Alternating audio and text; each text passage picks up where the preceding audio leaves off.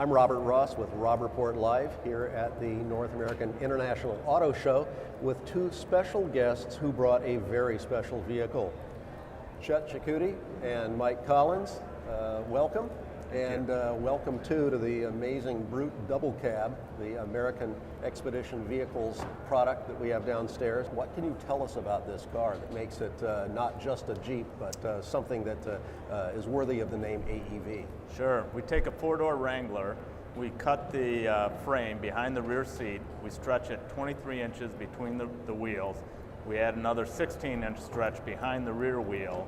We close out the four-door cab, so you still have the 2 rows of seats. You can seat 5 in there, but then we put a 5-foot composite bed on the back of it, so now you've got a 5-foot pickup. So it's not just about all the off-road capability, it's about some serious on-road capability too, because that engine is a monster. It isn't inexpensive, but it is very, very, very well executed. And the thing we like to always set our goals at is we want a better driving dynamic standard before it's modified.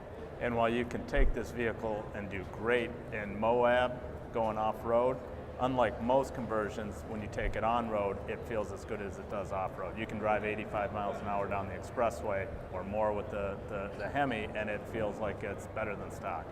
I gather that what you guys are trying to do at AEV is really sort of establish a benchmark or a baseline for creating some very special vehicles. Yeah, that's correct. The intent of these vehicles is really in the function. Yes, the form's important, they look great, but it's really the capability. So with the Wrangler in particular, it's built for the off-road. So you can take this rock climbing in Moab, you can take it on the Rubicon Trail, and it will outperform anything out there. Again, you can drive it on the highway, and it's a wonderful vehicle as well. You've got a lot of stakeholders here in Detroit. I heard actually that many of your suppliers are not within more than 200 miles of Detroit. That you've really put a lot of energy and money into investing in this city. Right, and Dave started the company in Missoula, Montana, and Dave and the product development staff is still headquartered there. The rest of the company is headquartered here in suburban Detroit. And as you said, 95% of our product is made within 200 miles of here. So it's really been a boon to us to have the capabilities, the talent locally here. And frankly, we also want to bring more back to this economy as well. So we have over 100 people now in our office in suburban Detroit, but we support hundreds more at our suppliers in this area. And it's really, we've been part of the great renaissance of Detroit over the last few years. We've been here all of our lives, right? So, we were born and raised here. We know manufacturing to an OE level, and that's what makes our marriage with a company like AEV so great, because that's all we did our whole lives was OE manufacturing.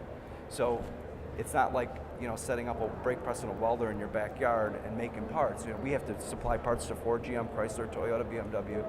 So we know how to do that kind of stuff. So it was a really good marriage. There's genuine luxury to be had in your products as well, because they really aspire to be the absolute top of the segment. And for me, that's an exciting thing to see. Can't wait to take one on the road. Yeah, that'd be great. No, we're usually not the first to market. We're not the cheapest products out there, but they are the best designed, best made products we believe in the aftermarket. Thanks for having us. Appreciate it. Rob Report Live. My name's Robert Ross, and want to thank you.